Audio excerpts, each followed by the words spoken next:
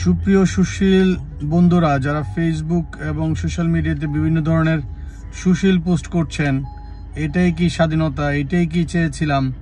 আগেই ভালো ছিলাম। তো তাদের উদ্দেশ্যে বলছি, আপনাদের আজ যেই ফর্মে আপনারা সুশীল হয়ে ফিরে আসছেন, দানব লীগ, চুর বাটপার এবং ডাকাত লীগ, এবং আপনারা রিক্সা লীগ, আনসার লীগ, আরও অন্যান্য লীগের ফর্মে আপনারা ফিরে আসছেন। আর সুশীল লীগেরও আপনাদের একটা পর্ব চলছে এখন। তো আপনাদের উদ্দেশ্যে বলছি, আপনারা নিজেদেরকে নিয়ে একটু চিন্তা করুন। আর বারবার যেই ফর্মে আপনারা ফিরে আসুন না কেন, এই সুশীলগিরি দেখানোর জন্য আপনাদের রূপ বাংলাদেশের মানুষ ভালো করে চিনে ফেলেছে। সো আপনারা যতভাবেই আপনাদের রূপ চেঞ্জ করেন না কেন, আপনারা যে একটা আওয়ামী লীগ, তা বাংলাদেশের মানুষ সব জানে। আজকে এই যে নবযুগের সূচনা হয়েছে, ভারতীয় সাম্রাজ্যবাদ থেকে যে আমরা মুক্তি পেতে যাচ্ছি, এই মহা সূচনা লগ্নে আপনারা যারা বাধাগ্রস্ত করবেন এই পথ চলাকে, আপনারা নব্যযুগের রাজাকার হিসেবে পরিচিত হবেন। এবং আপনাদেরকে অবশ্যই বাংলাদেশের জনগণ বয়কট করবে, যেমনিভাবে বয়কট করেছে সাকিব এবং মাশরাফিকে এবং অন্যান্য আরও তারকা দম্পতিকে, সুলাইমান সুখন তথাকথিত আপনার মোটিভেশনাল স্পিকার, এবং আরেকজন আছে না আপনার ওই যে চিটংয়ের দানবীর। সো এইরকম টাইপের যত ধরনের সোশ্যাল মিডিয়া অ্যাক্টিভিস্ট আছেন আপনারা, আর যারা আপনারা বিভিন্ন ধরনের সোশ্যাল মিডিয়াতে পোস্ট করছেন এই সুশীল সাজার জন্য, আপনাদেরকে বলছি, আপনারা এখনো সময় আছে। আপনাদের নিজেদের ওন ফর্মে ফিরে আসেন। আপনারা যা ধারণ করেন, যা মনে করেন, সেটাই আপনারা বলেন। এই সমস্ত লীগ টিগ, এই সমস্ত ওই যে আপনার পর্দার আড়ালে না কাজ করে লীগের ফর্মে আপনারা ডাইরেক্ট আপনাদের মতামত আপনারা প্রকাশ করেন, তাহলে ভালো লাগবে। ঠিক আছে? এই সমস্ত doctor League, police League, answer League, RAB League, এই সমস্ত দিন অলরেডি শেষ হয়ে গেছে। ভারতীয় সাম্রাজ্যবাদ থেকে যে আমরা মুক্তি পেতে যাচ্ছি, এর চেয়ে বড় সূচনা, শুভ লগ্ন আর পৃথিবীতে আর বাংলাদেশের মানুষের ভাগ্যে আর কোনো কিছু নাই। ঠিক আছে? ভারতীয় আগ্রাসন বাংলাদেশের মাটি থেকে উৎখাত করতে হবে। আর এই যে এখন যে বন্যার পানি আমাদেরকে ভাসিত প্লাবন করে দিচ্ছে, আর এই যে হাসিনার আজকে বাংলাদেশ থেকে পলায়ন, তারপর আমাদেরকে বন্যার পানি দিয়ে ভাসিয়ে দেওয়া, আপনারা কি এগুলা চিন্তা করতে পারছেন যে কি ঘটতেছে বাংলাদেশে, কেন ঘটতেছে, কার জন্য ঘটতেছে? সুতরাং এই যে আপনারা সংখ্যালঘুর জন্য আপনাদের মন কাঁদছে, বাংলাদেশের জন্য যাদের মন কাঁদবে না তারাই সংখ্যালঘু, সে হোক মুসলিম, বৌদ্ধ, হিন্দু, খ্রিস্টান। যারা বাংলাদেশের জন্য মন কাঁদবে না, যাদের বাংলাদেশের জন্য প্রাণ কাঁদবে না, যারা বাংলাদেশের মানুষের জন্য যাদের কোনো দয়া মায়া এবং যাদের বাংলাদেশের মানুষের জন্য কোনো কিছু করার চিন্তা থাকবে না, তারাই হচ্ছে সংখ্যালঘু এবং তারাই হচ্ছে রাজাকার। সো এই কথাটা মনে রেখেই আমাদেরকে সামনে আগাতে হবে। বাংলাদেশের সংখ্যালঘু বলতে কিছু নেই।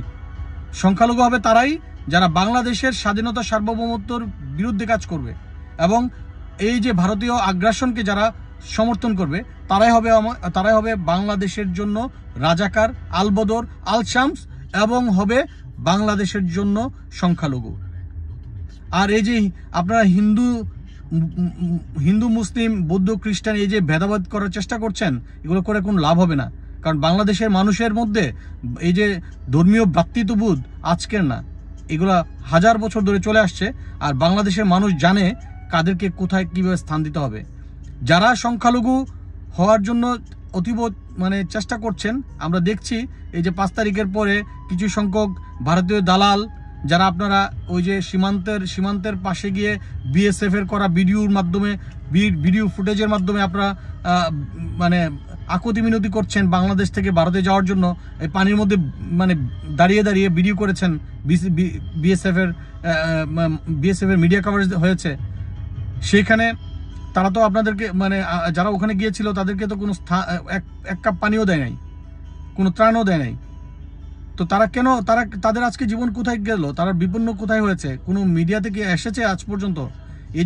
এই যে যখনই আওয়ামী লীগ ক্ষমতা থেকে যায়, তখনই একটা বিভিন্ন ধরনের মেসেজ বাংলাদেশের আকাশে বাতাসে ধ্বনিত হয়, বিশেষ করে ভারতীয় মিডিয়ার মাধ্যমে, যে বাংলাদেশে হিন্দু নির্যাতন হচ্ছে। আর এই যে হিন্দু নির্যাতনের এই ধোঁয়াশা উঠিয়ে আর বেশি দিন চলা যাবে না। হিন্দু, মুসলিম, বৌদ্ধ, খ্রিস্টান, যে যে জাতির ধর্ম, বর্ণ, গোত্রের থাকুক না কেন, আমরা সবাই বাংলাদেশি। আমরা বাঙালি না, আমরা বাংলাদেশি। আমরা বাংলাদেশি জাতীয়তাবাদের বিশ্বাসী। হ্যাঁ, ভিন্ন মত থাকতেই পারে, যে কেউ যে কোনো দল করতেই পারে, তাতে কোনো সমস্যা নাই।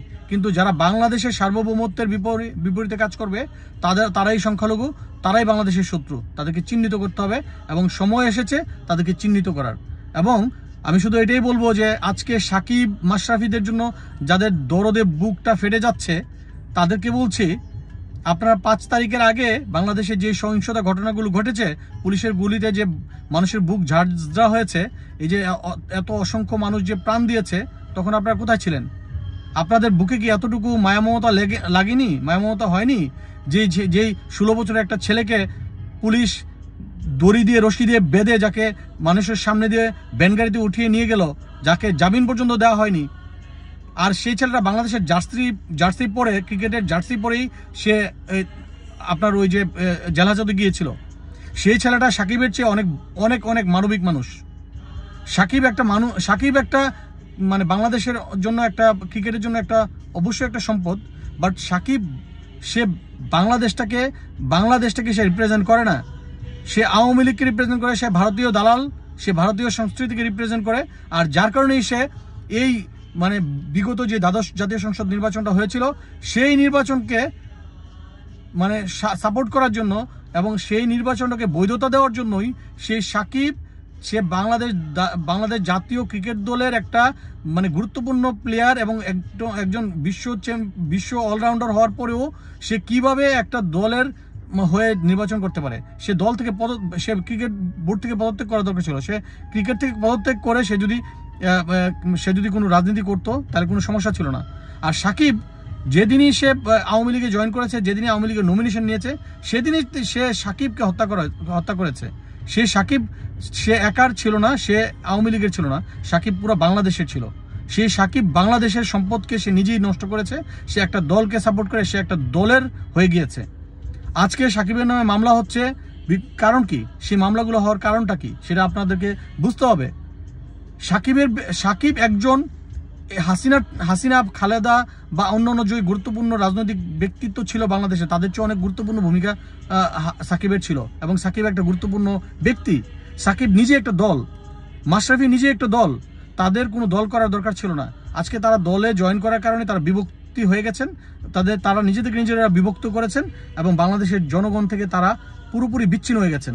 এবং তারা বাংলাদেশের জনগণের বিপক্ষে তাদের মতামত দেওয়ার কারণেই আজকে এই মাশরাফির বাড়িতে আগুন দেওয়া হয়েছে। মাশরাফির আমি যতটুকু জেনেছি, দেখেছি, বিগত সরকারের সময়ে যে কয়জন লোক ভালো কাজ করেছে, তার মধ্যে মাশরাফি একজন। কিন্তু কেন মাশরাফির বাড়িতে আগুন দিয়ে এত মানে জ্বালাও পোড়াও করেছে মানুষ? এটা হচ্ছে আওয়ামী লীগ ক্ষোভ। আওয়ামী লীগের ব্যাপারে মানুষের যে ক্ষোভ ছিল, সেই ক্ষোভটার বহিঃপ্রকাশ হচ্ছে মাশরাফির বাড়িতে আগুন। এরকমভাবে অসংখ্য মানুষের বাড়িতে, অসংখ্য নেতা কর্মীর বাড়িতে আগুন দেওয়া হয়েছে এবং ভাঙচুর করা হয়েছে। এবং এটা হচ্ছে মানুষের ক্ষোভ। আপনি কীভাবে থামিয়ে রাখবেন এই ক্ষোভকে? এটাকে থামিয়ে রাখার কোনোভাবেই সম্ভব না। যে 16 বছর, এই 15 বছর 16 বছরে আওয়ামী লীগ এবং আওয়ামী লীগের যত ধরনের মানে রূপ আছে, যত ধরনের অঙ্গ ও সহযোগী সংগঠন আছে, এবং এই যে 14 দলের নামে যত ধরনের দল আওয়ামী লীগের মহাজোটের মধ্যে ছিল, তাদের যে অত্যাচার, নির্যাতন এবং তাদের যেই অমানবিক মানে আচরণ ছিল, সেই আচরণের কারণে প্রত্যেকটা মানুষ নিষ্পেষিত, প্রত্যেকটা মানুষ নির্যাতিত, প্রত্যেকটা মানুষ মানসিক, সামাজিক, অর্থনৈতিক এবং পারিবারিকভাবে নির্যাতনের শিকার হয়েছে। প্রত্যেকটা মানুষ ট্রমাটাইজড। এই ট্রমা থেকে বের হওয়ার জন্য এই হাসিনার পতন ছিল আল্লাহর পক্ষ থেকে একটা আশীর্বাদ, আল্লাহর পক্ষ থেকে একটা রহমত। এই হাসিনার